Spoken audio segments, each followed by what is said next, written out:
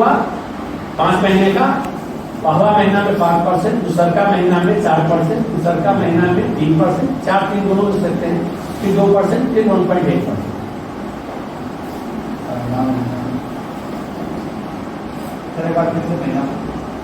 5% पहले का महीना में, दूसरा महीना में आपको 4%, तीसरा महीना में 3% भी दे सकते हैं, फिर चौथा महीना में 2%, पांचवा महीना में 1.5%। इस तरह से आप अब आपके दिमाग में प्रश्न आता होगा कि इसका असेसमेंट कैसे करें। परसेंटेज का असेसमेंट करने के लिए परसेंटेज का निर्धारण आप कैसे करें। जैसे पहले का महीना में तो कैलकुलेटर है कि इतना कुंटल हमने डाला है, 1050 ग्राम का हमने डाला, 100 ग्राम का हमने डाला है, 2000 पीस, 2 कुंटल है, 10 केजी खिलाना है। अच्छा, या फिर ये 10 केजी हमने खिला दिए, नहीं कि 10 दिन खिलाए, 1 कुंटल मिला हो गया। हाँ, बता रहे हैं 1 कुंटल हो गिरा दिए, तो दोनों मिला करके एवरेज कुछ कटौती होगा सर। 2 कुंटल मान तो होगा नहीं, 2 कुंटल सर। आज बता रहे हैं 2 कुंटल बीज हमने डाला जी, 2 कुंटल बीज डाला और 6% कैरेट हमने निकला तो 12 केजी रोज डाला है जी। जब 5% कैरेट से निकला तो 10 केजी रोज डाला है जी। 30 दिन में जब 5% कैरेट से 300 केजी गया जी। 300 केजी गया जी। और मान लीजिए ऐसा कि जो 2 केजी में 1 केजी मान लीजिए तो 150 केजी उपजा बढ़ा ना। मतलब जो 2 कुंटल जो बीज आपने डाला था किस्मा बीज वो हो गया 3.5 कुंटल। नहीं हुआ, 300 केजी भोजन खाया और उसका उस भोजन का FCR 2:1 है, तो 2 से भाग देंगे ना, 2 से भाग देंगे तो 150 केजी, 300 केजी खाया, 2 से भाग देंगे तो 150 केजी, तो 300 केजी खा के 150 केजी कन्वर्ट हुआ, तो 150 केजी आपके इनिशियल जो वेट है बीज का 200 केजी उसको जुट जाएगा ना। तो 30 दिन के बाद जो 2 कुंटल बीज डाले थे 3.5 कुंटल हो गया। अब इस 3.5 कुंटल का 4% के रेट से अगर आप खिलाते हैं, 3.5 कुंटल का 4% के रेट से अगला महीना में खिलाना है, तो जब के 12 और फिर ये 13 14 केजी के रेट से हम उसको देंगे, खिलाते रहेंगे। तो एक तो ऐसे कैलकुलेट करते हैं, कर सकते हैं। दूसरा कैलकुलेशन का तरीका यह निर्धारण का कि हर महीने में आपको ठेका जाल से पहले छलनी का गोला बना करके डाल दीजिए कहीं, आधा घंटा के बाद ठेका जाल से आपको 20-25 मछली को निकालना है, छोटा भी हो, मझोला भी हो, बड़ा भी हो। जितनी मछली आई जोड़ करके नंबर ऑफ मछली से भाग दे देंगे तो एक मछली का कीमत हो सकता है। मछलियों की संख्या गुना औसत वजन गुना परसेंटेज बटा 1,500। सबका फॉर्मूला है, इस फॉर्मूला के बेस पे हो जाएगा, उस फॉर्मूला पे भी हो जाएगा। बता रहे हैं हम, वही फॉर्मूला बता रहे हैं आप। तो 25 को मछली निकल गया, 25 को मछली निकल गया, 25 से भाग दिया। मान लीजिए कि वो 200 ग्राम, ये वो मछली का 200 ग्राम वजन, ये वो मछली का 200 ग्राम वजन हो गया, तो 2000 पीस डाले थे, उस तरह से 4 कुंटल 4 कुंटल हो गया। तो 4 कुंटल ये प्लस 2 कुंटल आपका इनिशियल 6 कुंटल का 3% के रेट से देंगे तो 18 के लिए दे दी जाएगा। तो इस तरह से कितना खिलाएंगे उसका अपना फॉर्मूला है, इस तरह से हम निर्धारण करें। दूसरी बात बताओ कि क्रम में यह है फीडिंग में कि जल्दी से बढ़वार हो, उसके लिए फीड सप्लीमेंट का करना, मछली फीड सप्लीमेंट।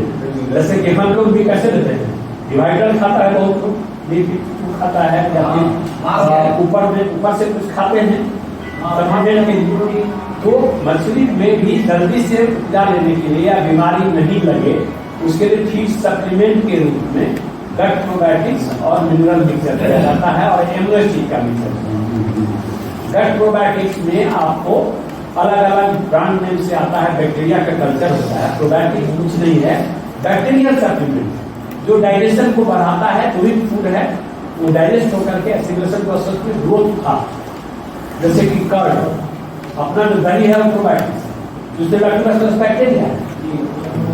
तो ये जो प्रोबायोटिक्स का कंसेप्ट आया सबसे पहले फॉरेन से आया। दुनिया में सबसे ज्यादा लंबा जिंदगी जीने वाला इंसान बुल्गारिया था। और उन्होंने स्टडी किया कि आखिर क्या खाता है कि सब कितना लंबा है। कहाँ का तो रिसर्च में बुल्गारिया कंट्री का नाम है। बुल्गारिया अफ्रीका में। हाँ, तो रिसर्च में यही आया कि वहाँ का लोग प्रोबायोटिक्स, जैसे प्रोबायोटिक्स जो है डिसीजन कंपोनेंट के रूप में क्लास में है सर, 1 घंटा के बाद बात करेंगे। सब अफ्रीका में काला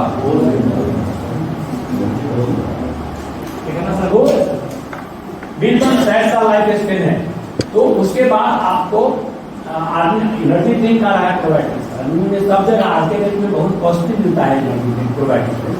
फिर एग्रीकल्चर में भी है राइजोबियम वगैरह, क्या है वगैरह क्या है, और इसके बाद एक्वाकल्चर में भी आया। ये न्यू जनरेशन ड्रग है, जो केमिकल नहीं है, बैक्टीरिया का कल्चर है, जो अपनी कॉलोनी बढ़ाती है। और मिट्टी में जाएगा तो मिट्टी को साफ करेगा साबुन की तरह, डिटर्जेंट की तरह।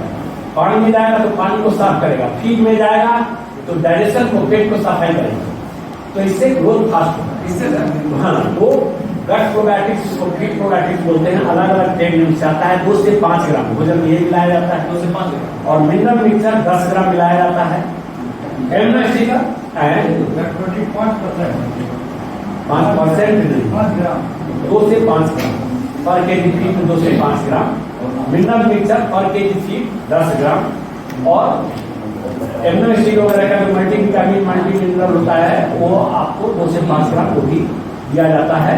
और वो फीड में मिल सके इसलिए सरसों का तेल 20 ml पर केजी या बाइंडर मार्केट में आता है 30 ml पर केजी के रेट से उसका उपयोग करेंगे। और कब 15 मिनट हवा लगने के बाद देंगे तो ग्रोथ आपको 20% एक्स्ट्रा मिलता है। हवा धूप में नहीं आता, हवा लगनी चाहिए। तो इस तरह से हम फीड का मैनेजमेंट करेंगे। खराब मौसम में भोजन नहीं होगा। खराब मौसम का मतलब हुआ टेम्परेचर बहुत गिरना, टेम्परेचर 40 डिग्री से ज्यादा चला जाना, टेम्परेचर 15 डिग्री से नीचे हो जाना, कुहासा लगा रहना, झपकी लगा रहना, ये सब जो है ऐसे मौसम में बादल आने के बाद में सर खाना बहुत कम है। बादल आने के बाद खाना कम कर देता है, स्ट्रेस करने से पूरे कम कर देता है। तो इस तरह से आप आहार का मैनेजमेंट क्लियर। अब चौथा आया पानी मिट्टी। पानी मिट्टी में मछली पालन के लिए पानी मिट्टी का जो भौतिक, रासायनिक और जैविक गुणवत्ता है वो पूरे 5 महीना तक बिल्कुल अनुकूल रहे। उसके लिए प्रत्येक महीना में 2 बार 15 दिन के 10 से 15 केजी चूना देने का प्रावधान है। एकड़ महीना में 1 बार रासायनिक खाद देने का प्रावधान है। क्योंकि पौधा का सुंदर पौधा जिसको फाइटोप्लैंक्टन बोलते हैं और प्लवक वो उससे आता है। और महीना में 1 बार जैविक खाद मछली पालन के लिए मिट्टी टेस्ट कीजिए तो जैविक कार्बन की मात्रा 1 से 2% के बीच में रहनी चाहिए, जानिए। उससे कम है तो उत्पादन नहीं होगा। 1 से 2% ऑर्गेनिक कार्बन, जैविक कार्बन की मात्रा 1 से 2% रहनी चाहिए। और घुलनशील ऑक्सीजन हमेशा 3 से 5 मिलीग्राम के बीच में होना चाहिए। ये सब चीजें निश्चित रूप से आपको जानना चाहिए। कार्बन डाइऑक्साइड 15 मिलीग्राम पर लीटर से कम होना चाहिए। 15। हाँ, कठोरता 100 से 75 से 150 मिलीग्राम पर लीटर होना चाहिए। क्षारीयता 150 से 150 मिलीग्राम पर लीटर होना चाहिए। सर पूरा बना के प्रोटीन और मिनरल मिक्सचर उसके बाद ये एमिनो एसिड का लिया है। हाँ, 1 से 2 ग्राम एमिनो एसिड है, विटामिन एसिड है, विटामिन अमोनिया सबके 0.1 milligram unionised total ammonia 5 milligram. Ammonia दो तरह का होता है, अनआयोनाइज्ड आयोडाइड। अनआयोनाइज्ड जो है वो आपको टॉक्सिक होता है। अमोनिया 5 मिलीग्राम पर लीटर से ज्यादा नहीं, और अनआयोनाइज्ड अमोनिया 0.1 मिलीग्राम 0.2 मिलीग्राम पर लीटर से ज्यादा। अमोनिया अगर बढ़ गया तो उसमें ऑक्सीजन की मात्रा बनाना है, और अमोनिया को डिटॉक्सिफाई करने के लिए जियोराइट आता है, अमोनिया बाइंडर टॉक्सिन में है, या फिर सॉइल प्रोबायोटिक्स है, उसका 400 ग्राम पर एकड़ के रेट से आ रहा है। पूरी बदल लो 10 केजी पर एकड़।